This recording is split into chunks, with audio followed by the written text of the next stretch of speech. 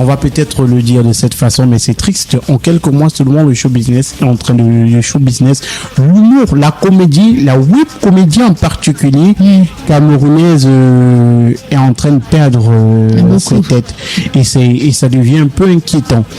Cabrel Nandip, Miss Ngacho et Samy Lenoir ont quelque chose en commun. Accident de circulation. Ouais. Ces trois sont décédés. Il y a également la TikTokeuse. Ouais, elle également, c'était un accident de circulation. Elle venait. Aussi, oui, celle de Yaoundé, c'est d'elle dont je suis en train de parler. Elle a eu un accident de circulation avec sa voiture. C'était une nouvelle voiture d'ailleurs. Et je pense qu'il y a même des rumeurs qui racontaient qu'elle s'est rendue dans une église et que dans cette église-là, le pasteur lui a dit qu'il y avait un esprit de mort qui planait autour d'elle et qu'il avait besoin qu'elle revienne à l'église afin d'effectuer quelques prières. Et donc cette semaine-là, elle n'est pas venue, elle n'a pas honoré le rendez-vous de ce pasteur et juste après, elle a succombé à un accident de la circulation. Il y a eu des vidéos qui ont circulé, le pasteur qui s'est un peu exprimé sur le sujet en disant voilà, donc j'avais quand même prévenu qu'il y aurait quelque chose qui devait lui arriver, mais bon, elle devait honorer le rendez-vous, mais on laisse ça dans le cadre des rumeurs, on ne sait pas si c'est vrai ou pas, mais on le dit comme ça à l'entente de tous les auditeurs qui nous écoutent ce soir. On a après Madame Cooper qui était très très connue pour son beau sourire, pour ses sujets assez pervers et parfois controverses, on va le dire, piquantes, intimes, où parfois certaines personnes avaient du mal à s'exprimer, des sujets tabous. Madame Cooper savait toucher du doigt les problèmes qui touchaient les couples, les relations entre hommes et femmes, et on a perdu, on va le dire, une femme vraiment très intelligente, très talentueuse. Madame Cooper, c'est, je vais le dire, c'est un talent hors pair. Voilà, on a perdu. Et après elle, s'en est suivi Miss Ngacho qui avait un talent incroyable dans la comédie. Voilà, je vais le dire, elle était une grande humoriste, très très bonne actrice également, parce que moi je l'ai connue avec Black Oya dans une web série que je regardais d'ailleurs sur une chaîne camerounaise. Et ensuite dans les stand-up, elle a également participé au stand-up. Avec Valérie Ndongo. Voilà, avec Valérie Ndongo. Justement, Comedy Club. C'était King en même temps. Super. Jury aussi. Moi, j'ai adoré, j'ai aimé ses prestations. Et ensuite, on a eu Cabrel Nandip lorsque je me suis réveillée ce matin-là et que j'ai vu le message où on parlait d'un comédien ou d'un influenceur qui est mort. Je disais, c'était qui? On dit Cabrel. J'ai dit non, c'est pas possible.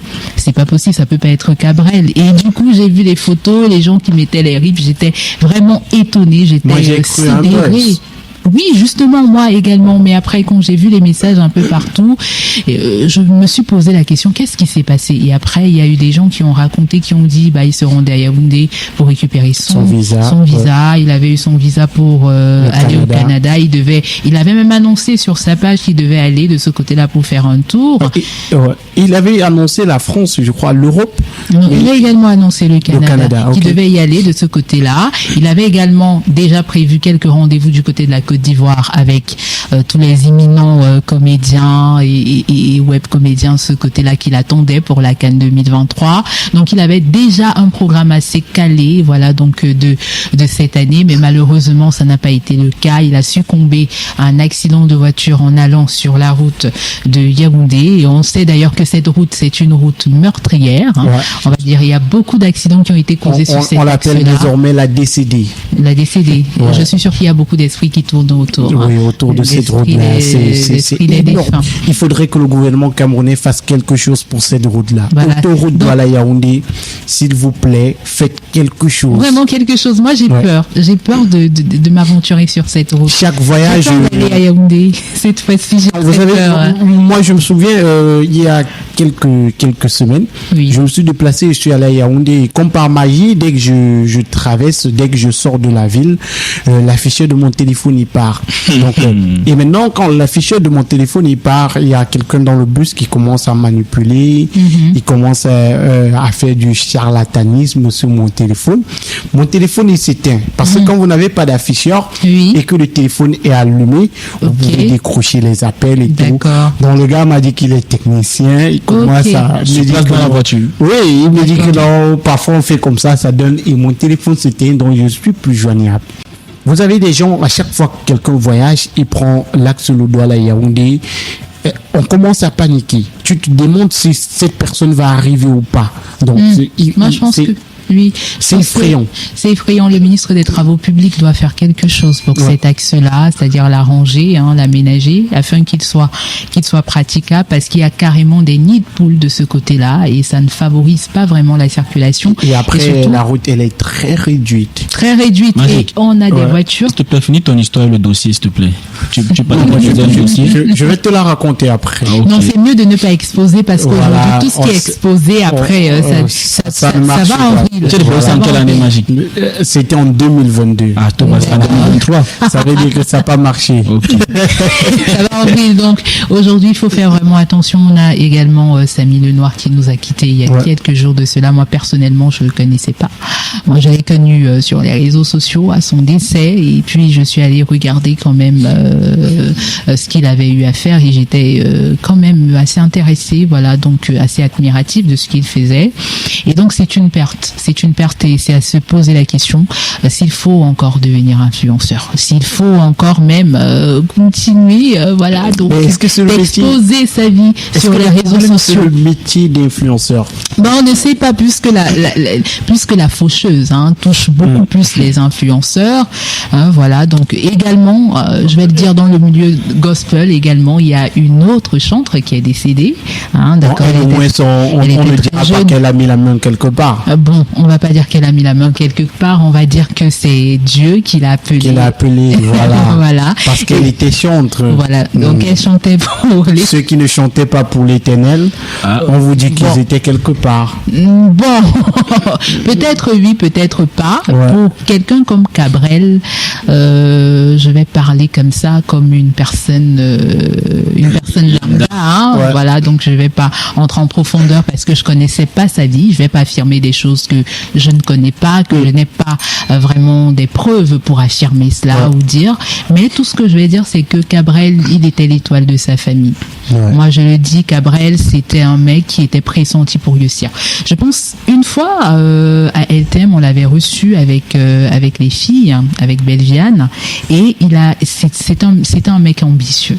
C'est-à-dire que lui, il était tellement sûr de lui qu'il savait que tout ce qu'il touche devenait or. C'est-à-dire qu'il était tellement sûr et il savait qu'il va gravir des échelons, lui. Il le savait et Cabrel, c'est une personne qui devait devenir une icône plus tard. Et je crois qu'il était en train de se frayer un chemin. Oui. Et tu le disais, je me souviens, la dernière fois qu'on se rencontre à LTM, parce qu'après, je suis parti de là, la dernière fois qu'on se rencontre à LTM, Cabrel, il me disait un truc, et quand je faisais une émission hommage à Cabrel Nondip, Landry Sioué me rappelait encore cela. C'est que il me disait, avant que je n'ai 150 000 dans mon compte bancaire, je disais déjà que je suis millionnaire. Donc, pour ceux qui ont connu Cabrel Nondip, ils savent que Cabrel Nondip avait le don, je vais dire quoi, d'exagérer les choses. Voilà, si Cabrel Nondip a acheté un truc à 2000 francs, il va vous dire qu'il a acheté à 50 000. À 2 millions. Si Cabrel Nondip a acheté un truc à 50 000, il va vous dire qu'il a acheté. Et c'est comme ça qu'il était. C'est comme ça qu'il était. Moi, je me souviens des spectacles où je pars avec Cabrel Nondip et on nous donne 10 000, on présente un événement, on nous donne 10 000, on se partage ces 10 000. Mais après, demain, vous entendez dans les commentaires que gars, hier, on vous a donné 300 000 pour un événement, que c'est Cabrel Nondip qui allait dire au gars. Voilà, donc il a reçu, c'est un peu ça qu'il était. Il exagérait toujours dans tout. C'est ça, et c'est quelqu'un qui savait se faire des relations assez facilement.